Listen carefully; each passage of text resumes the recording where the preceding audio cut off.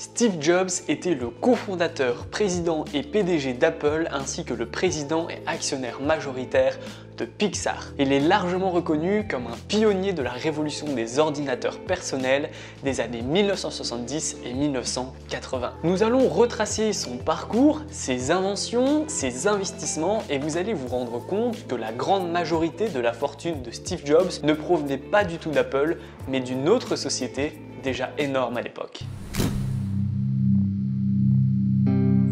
Lundi 4 janvier, la capitalisation boursière d'Apple a atteint les 3000 milliards de dollars pour la première fois.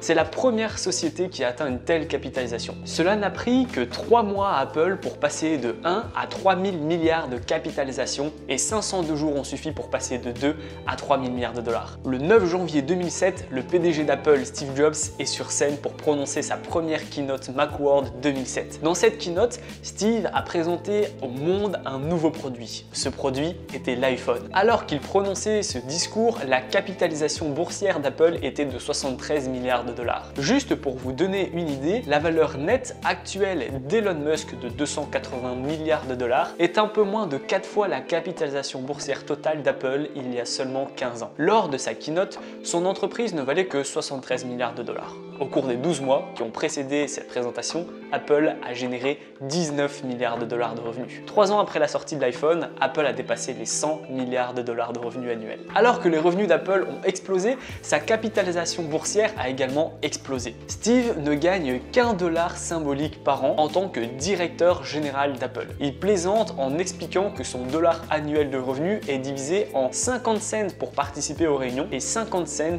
basés sur la performance de l'entreprise. Steve Jobs est décédé le 5 octobre 2011. La capitalisation boursière maximale d'Apple au cours de la vie de Jobs est survenue 3 mois seulement avant sa mort. Cette capitalisation boursière de tous les temps de l'ère Jobs était de 360 milliards de dollars. Au moment de sa mort, la valeur nette de Steve était de 10 milliards de dollars. Ce que vous ne savez probablement pas, c'est que la grande majorité de sa valeur nette ne provenait pas du tout d'Apple. Il vient de Disney. Il fut un temps où Steve possédait 20% d'Apple. C'était au milieu des années 80, avant qu'il perde la bataille au conseil d'administration et soit évincé de son poste de PDG. En colère après avoir quitté l'entreprise, Steve a vendu 99,99% de cette participation de 20%, soit un gain de 100 millions de dollars. Il aurait gardé une seule action afin de pouvoir continuer à recevoir les rapports annuels et assister aux assemblées d'actionnaires s'il en avait le désir. Steve est retourné chez Apple en 1996 grâce à l'acquisition d'une société informatique qu'il a fondée appelée Next. Il est redevenu PDG d'Apple en 1997. Pour la citer, le conseil d'administration de la société lui a donné 5,5 millions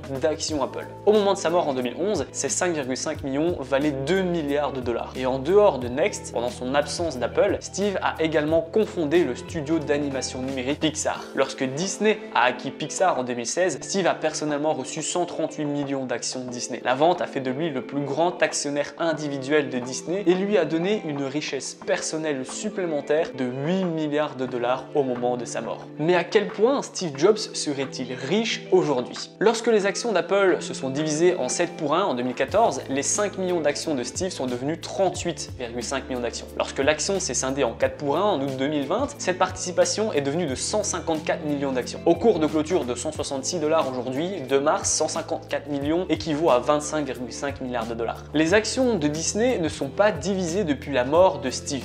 Disney a fermé à 147 dollars aujourd'hui. Et à 147 dollars par action, 138 millions d'actions valeraient 20 milliards de dollars. Donc si Steve Jobs était encore en vie aujourd'hui et n'avait jamais vendu une seule action Apple ou de Disney, il valerait aujourd'hui 49,5 milliards de dollars. Apple représenterait désormais un peu plus de 50% de sa valeur nette contre environ 20% en 2011. Alors, qu'est-il arrivé à cette richesse? La veuve de Steve, Laurene Powell Jobs, a hérité de l'ensemble de sa succession. Elle devait vraisemblablement payer un impôt sur les successions de l'ordre de plusieurs milliards de dollars. En 2007, Laurene a vendu environ la moitié de la participation de la famille Disney, 64,3 millions d'actions pour une somme de 7 milliards de dollars avant impôt. Ces 64 millions d'actions vaudraient près de 10 milliards de dollars aujourd'hui. Au milieu de 2020, lorsque l'action Disney a brièvement atteint un sommet historique de 197 dollars, ses actions auraient valu 12 milliards de dollars. Elle a fait des dons de milliards de dollars à des œuvres caritatives dont une promesse de dons de 3 milliards pour pour lutter contre le changement climatique annoncé en octobre de l'année dernière. Lorsque vous additionnez tout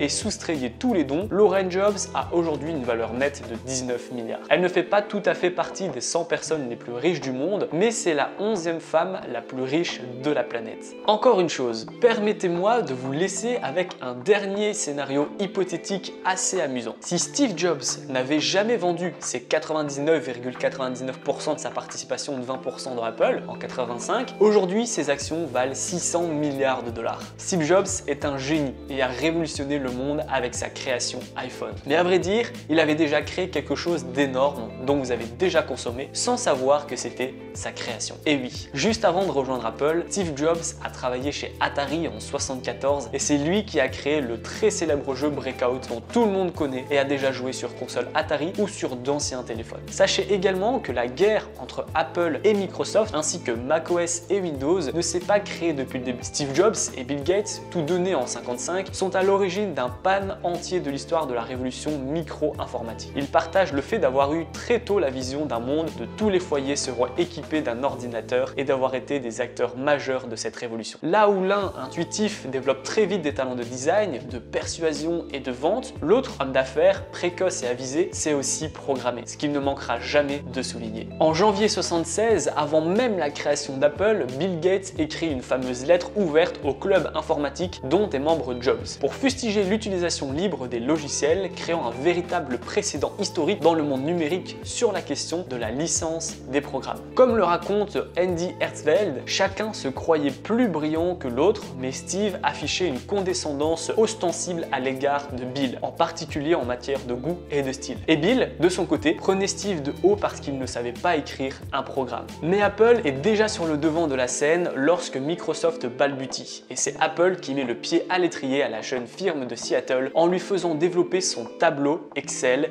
et son traitement de texte Word pour le premier Macintosh commercialisé en 84. Les relations entre les deux patrons vont s'envenimer et la guéguerre va commencer lorsque Microsoft développe son propre système d'exploitation Windows. En reprenant les principes inventés et développés sur les ordinateurs Apple Lisa et Macintosh, l'interface graphique et la souris. Un accord stipulait en effet que Microsoft ne développerait rien dans ce sens pendant un an après la sortie du Macintosh programmé en janvier 83. Mais cet accord n'a pas été respecté. Beaucoup de personnes regrettent profondément la mort de Steve Jobs et les curieux se mordent les doigts car ils ne verront jamais jusqu'où il aurait pu réinventer le monde de la technologie. C'est incontestable, c'est un génie. Mais les génies ne sont pas immortels et nous ne saurons jamais si Steve Jobs et Elon Musk auraient pu révolutionner le monde à eux deux.